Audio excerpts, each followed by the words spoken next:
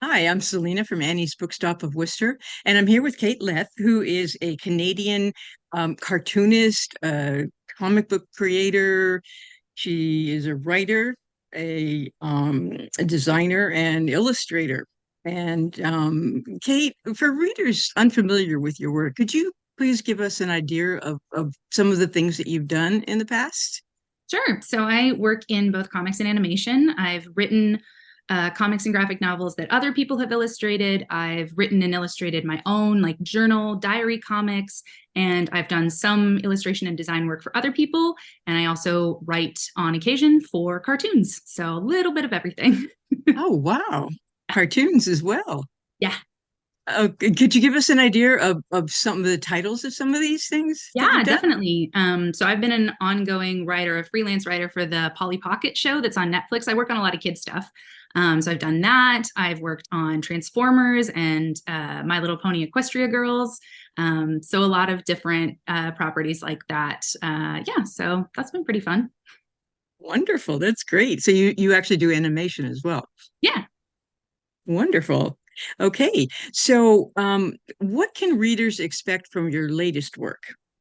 So Mall Goth is my newest, and it is my first both fully written and illustrated book. I have written a number of graphic novels that other artists have illustrated, but this is my first one that's completely me. It is a semi-autobiographical coming-of-age story set on the east coast of Canada in 2004 about a goth girl dealing with feelings and romance and occasional unwanted attention. And yeah, it's, I think, going to be or has been so far a relatable story for both, you know, the weird outsider girls, she's and theys of today, and people who grew up in that time period. So yeah, So what do you think draws readers to these kinds of books? I mean, the same thing that draws me to them, I guess. It's I have a very vulnerable and personal writing style. Even when I'm working on IP, you know, existing properties, I put a lot of personal feelings and things like that into it. So this book is one of the most personal things I've ever made. And so, yeah, I think people who are drawn to that kind of thing will hopefully connect with it.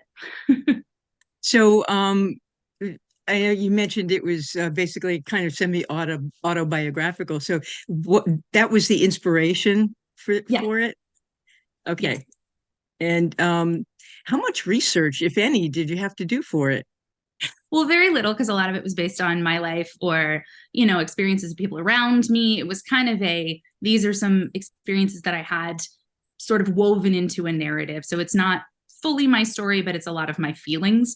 And so mostly what I had to do was go back. So there's a lot of like little pop culture references and things that are very specific to that era, that like emo music, mall goth culture, early 2000s. So it was a lot of going back to make sure that the, you know, music references, the posters in the background would have been exactly right for that time, making sure my memory was correct, basically. But other than that, yeah, not a lot. It's not like a historical work. It doesn't have a lot of things that you would need to research about. Yeah. So that's the answer to that. Okay. So what is your favorite research story that you've ever had to do in all of your books or Oh gosh. I don't know. cartoons or Well, anything? I worked on there's a book that I did, two books through Dark Horse called Spell on Wheels, which was something that I wrote that Megan Levins illustrated. And in that I got to do a lot of research about magic and witchcraft and cryptids. And that was really fun. I love cryptids and cryptozoology and monsters and urban myths and stuff like that. So that was really fun. I enjoyed that a lot. Ah, okay. So could you give us an idea of the steps that you go through in order to create a graphic novel? Yeah, so this was a whole new process for me, this book. So it was not just, you know, and when I'm writing it, I'm doing like a pitch, sort of a short elevator pitch, and then that gets taken out into a breakdown, which is going to be like, here's what happens in chapter one. Like, you know, here's the overall arc, here's what happens in each chapter. We go through and we edit that, and then that gets broken out into either a longer outline or straight into a script. And then basically once that's done, it goes off to the artist. But with this one, I did, you know, I had to do all of that and then do the like all the pencils which is the initial sort of rough stage of the book, and get that all approved. And then we moved on to the inks. And then, there's a process of, we had a colorist. So I didn't color this book myself. Diana Souza did, and she's incredible. So she did that, and then we would review that and give notes. And then there was a letterer that would do that, and then I would review it and give notes and change things or whatever. So it was really collaborative, but it was quite an undertaking. Twice as much work. But yeah, it was very cool. So you have a an illustrator, and then you have a colorer, and then Yeah. you have a letterer. Yeah. So I was the illustrator on this one. Right. But we had a colorist and a letterer, which was great because I like to color my own work, and I do it a lot with my shorter comics or illustrations, things like that. But when it came to a full book, there's just such a skill set in coloring a graphic novel that I'm not trained in. It's something I've kind of learned on the fly over the years. But I really wanted to get someone who would understand things like color stories, the way things change throughout the books, the just the lighting, all the effects, things like that. And I'm really glad we did. And the same with our letterer. She was, so good at just taking things and figuring out what to accentuate and how to put the balloons across the page. And it was really nice. I feel like it added a lot to the book. So yeah. Ah, interesting. Interesting. Because normally you wouldn't think about things like that normally, Yeah. about where to put the balloons and how to, which words to accentuate Yeah. and things like that. It's very interesting Mm. thinking about all these little details that you have to put into a graphic novel. Yeah. And then there's, Yeah. layout designers and the people that did all the putting the book together and the cover and things like that. I love collaborative work. I mean, when I'm working on animation, if I'm in a writer's room, if I'm working on a comic where someone else is illustrating it, it's a very collaborative process. And I enjoy that quite a bit. Anytime I've worked on stuff where I'm basically just writing, I love it. I still love it. But there is something about that where something is a lot of people bringing their skill sets together that makes something, I think, stronger. So So yeah. what does a layout designer do as opposed to an illustrator? So they're going to be the person who, makes sure that all of the pages make sense, where something is, a double page spread, making sure that everything is in the right places.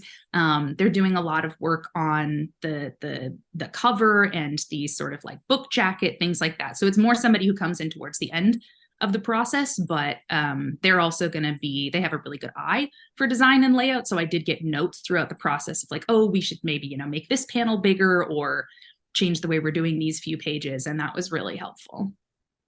Okay. And when you were writing, did you get a lot of editorial help? Yes. So my editor, Diva, was who's also a writer, Diva Zargapur, and she's great. She had a lot of input on, what was changed from like the original story that was sort of the inspiration, and how to craft these characters to be as well-rounded as they could, making sure I didn't use the word just 5 times on a page. Every writer has that word they use too much. Just for me, it's just this, it's just that. I constantly have to go back and, get rid of all of those. So she was, indispensable helping me with that. And we went through multiple drafts of the scripts. And then, because this was also kind of new to me, there were also edits, after we had everything done, after we had all the balloons on the page. It would be like, oh, this doesn't really make sense for this word to be here, or for this balloon should maybe be in this panel. So she's really great for that too. So how different is it writing for a graphic novel than it would be just writing the story out? It's so different because, especially when you're writing for yourself, like if I'm writing for another artist to draw a comic, which is what I have done the most of, I'm writing, stage directions. Basically, this is what this panel looks like. This is this person's expression. Maybe this is what they're wearing. This is the time of day. It's much more similar to writing like a film script or an animation script. You're describing something so an artist can see that and go, okay, that's what I want to do. And then they send it to you. And, usually it's an incredible process. I mean, you and if you're lucky enough to work with artists who you're a fan of, which I've done many times, it's like, you just basically ask them what to draw and they draw it for you. And it's amazing. I rarely have notes because I'm like, oh, I'm so lucky that this is even happening. But when you're writing it for yourself, there's a lot more shorthand because you know what you want to draw, and you know you have this idea in your head. So it was a little less detailed, a little less like I just didn't have to put as much information. The script was shorter than it might have been if I was writing it for somebody else. Interesting, because I know that when people are writing picture books, they don't have any say Yeah.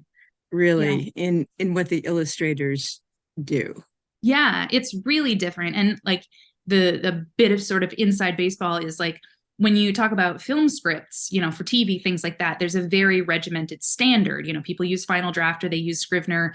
How you do, each scene, the way you do dialogue, the way you write things, there's rules for that. There's a system. But with comics, everyone does it differently. Some people will write it in a script writing program. Some people do it in a Google Doc. Some people have their panel descriptions are multiple paragraphs. Some people are just writing the vaguest thing. And it also changes the longer you work with an artist, because when you start, you're going to be giving a lot more direction. But as you get used to each other, you kind of know how they're going to interpret something and you don't have to go into as much detail. And that's a really fun place to get to. But yeah, it's very different. Wow, that's totally different. Yeah. Okay. So what was the biggest challenge that you had in writing and putting out Malga? Drawing the whole thing.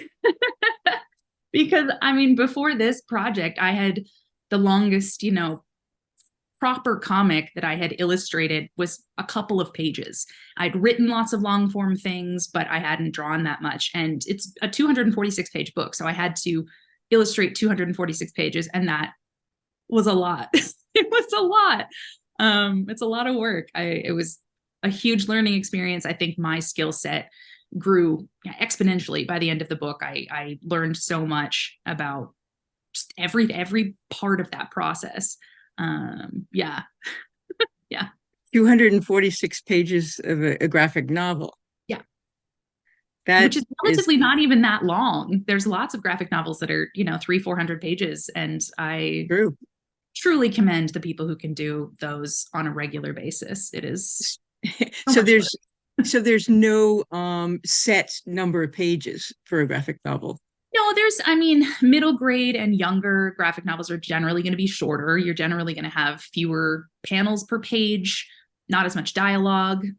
Whereas when you get into like adult comics, or not like adult comics, but things that are more aimed at a grown-up audience, you're going to have more panels per page. You're going to have more dialogue. Things are going to be a little more dense. You know what I mean?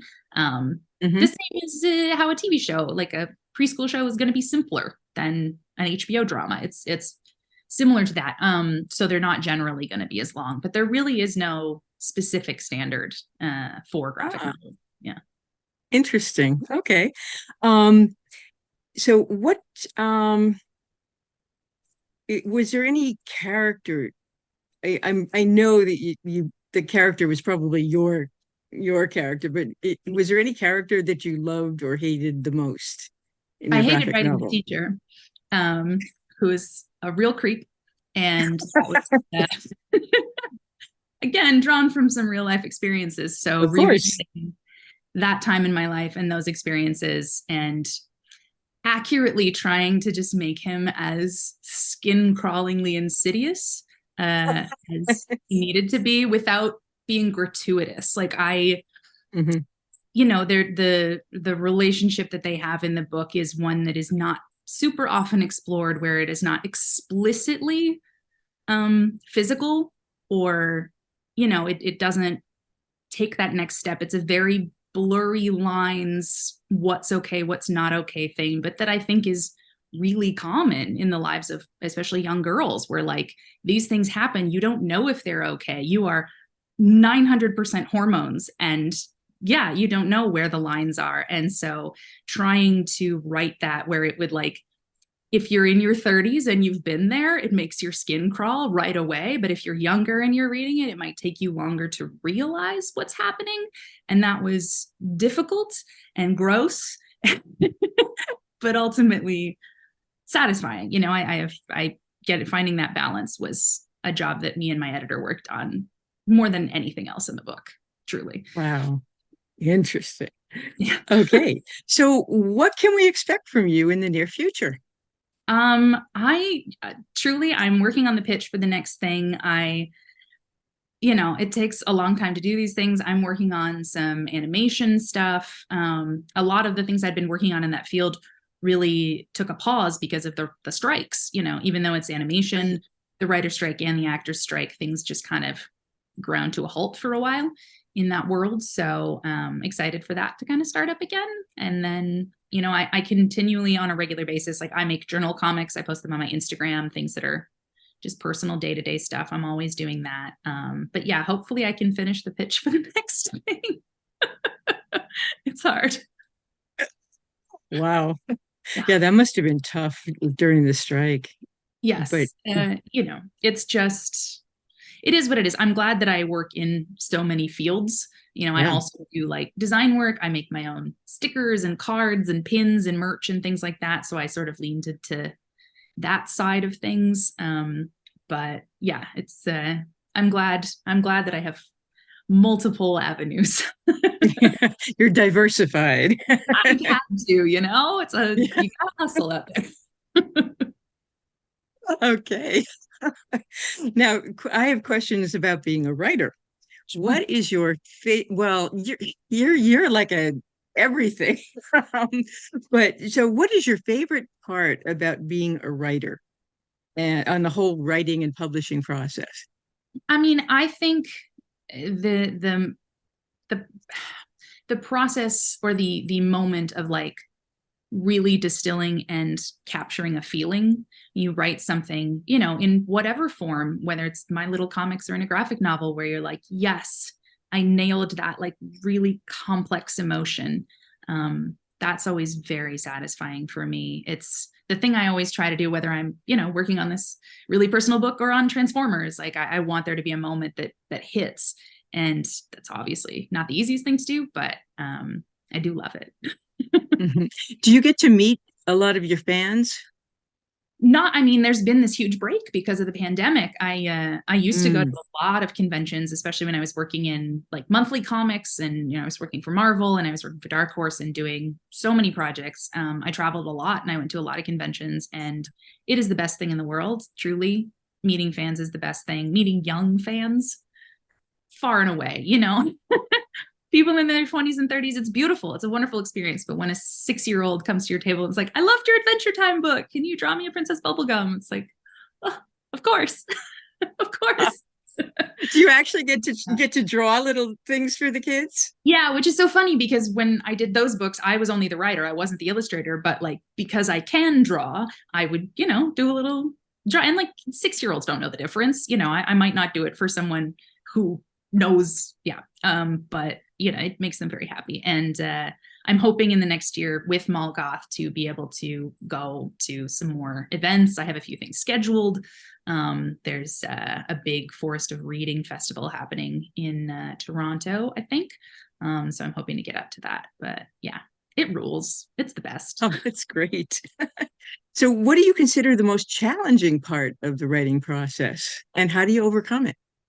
Just getting it done. I have real bad ADHD, and I am, I don't have a boss. I don't have, unless I'm on a deadline specifically, but like right now where I'm in the pitch process, nobody is saying this needs to get done by this day.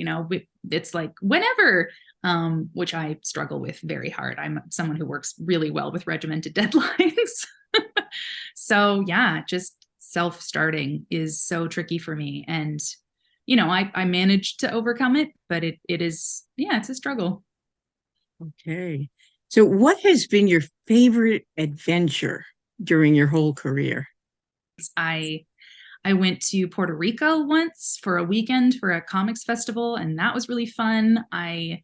But I think I went to Scotland. I went to Glasgow for Glasgow Comic Con, and that was amazing. And we had an afternoon where we took the train to Edinburgh to go to the castle, and that was Oh, really beautiful. I went to Dice Comic Con in Ireland, and that was amazing. Just it's always the traveling for me, getting to go places I would maybe have never normally been able to go, and meeting so many other creators and just the people who put on these festivals and in person, getting to thank them for supporting you. And yeah, that's so exciting. I was not someone who got to travel a ton when I was younger, and this whole career has allowed that to happen, and it's so fun.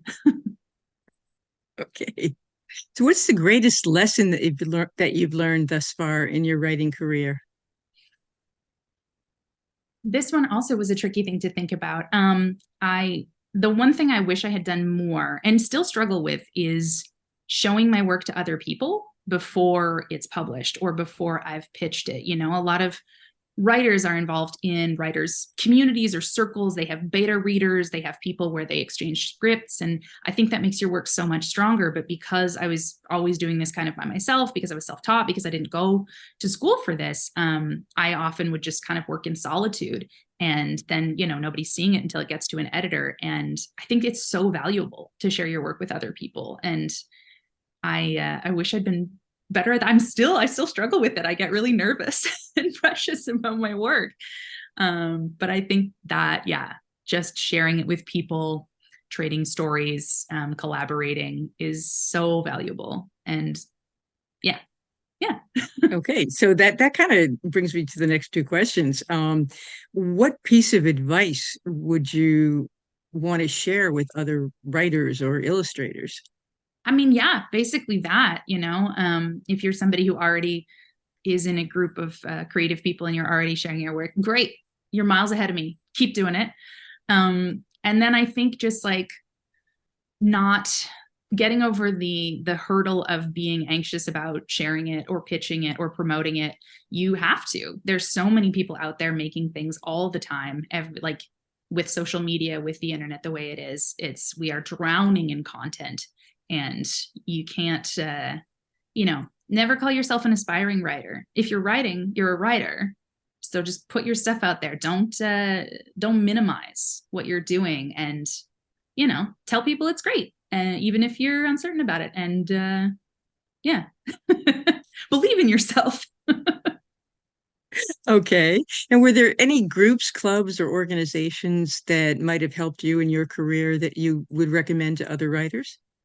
I thought about this, but I haven't had it a ton. I mean, just like the other creators and writers that I've met, I haven't been involved in any like writers circles or groups like that. It's something I would love to do, but that hasn't really. I've done a lot of this on my own on the internet. So I don't have any specific recommendations, but I would say it's a great idea and seek it out if you can. Okay.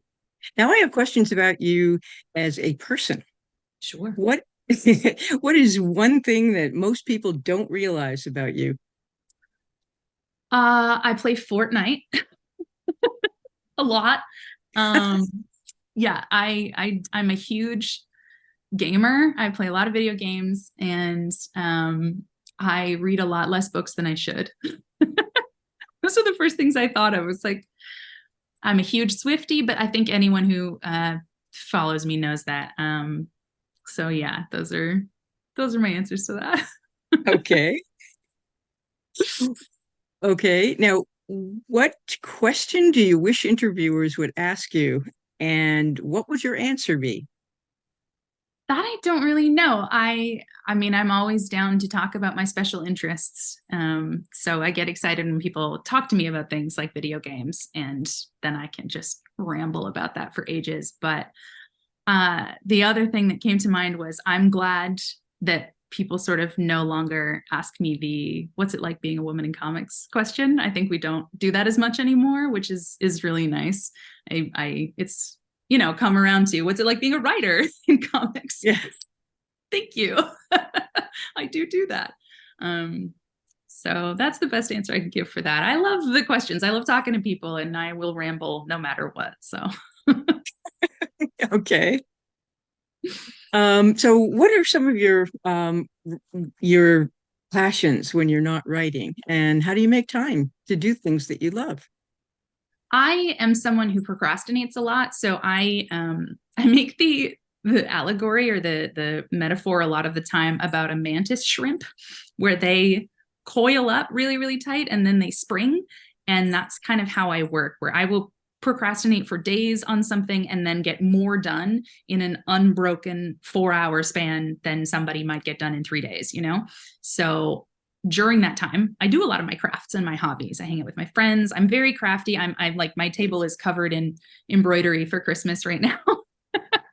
So I'm always doing that. I play a lot of video games. I'm really interested in mushrooms, so I go on a lot of walks and read a lot about them. And yeah, that's my procrastination time is my interest time.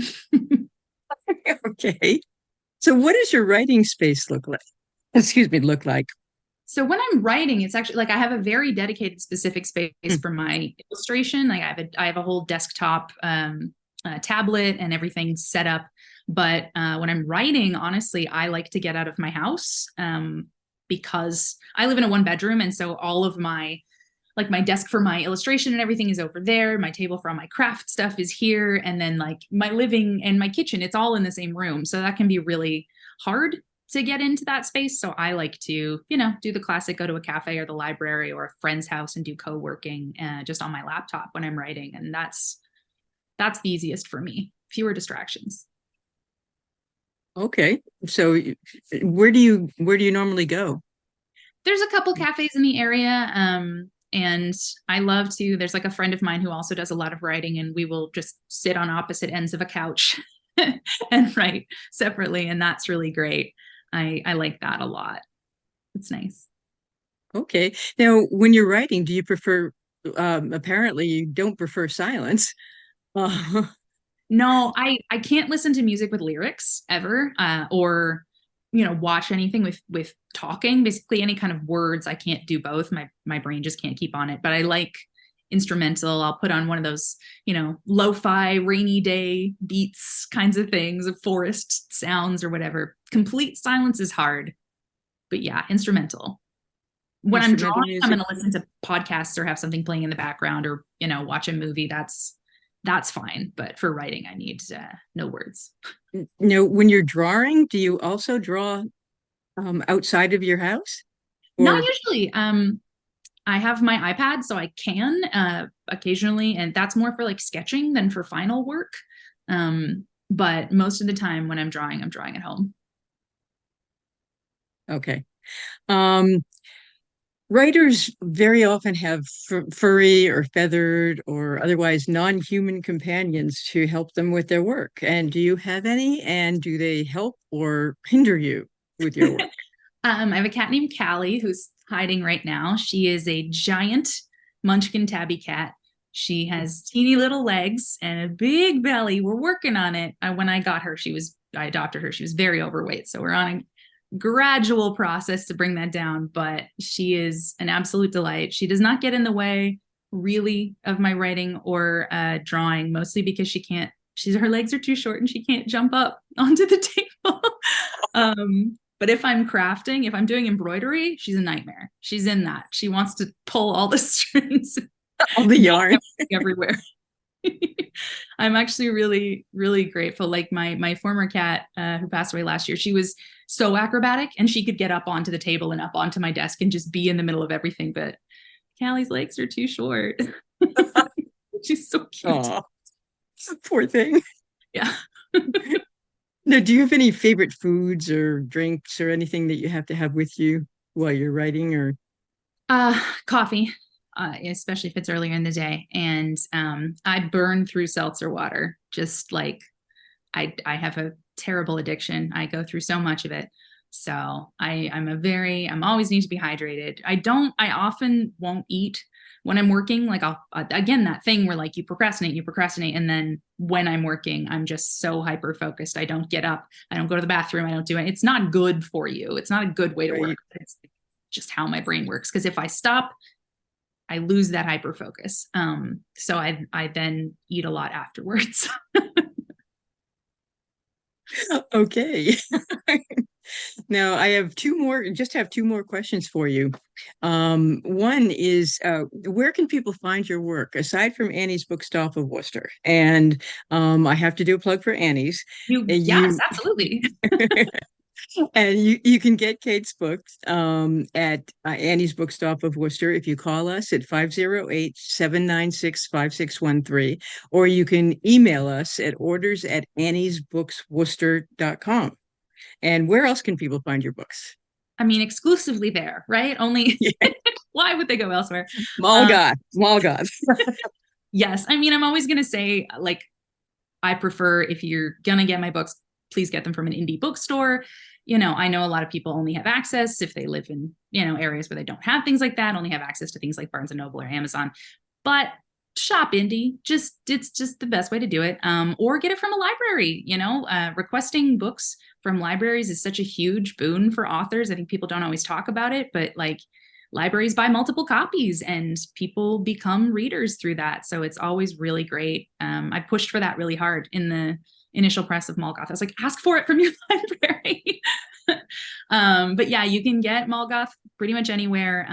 My other books I have on my website, which is just kateleth.com, a list of pretty much everything I've written on, and you can find those in comic book stores or online. Some things are more available than others.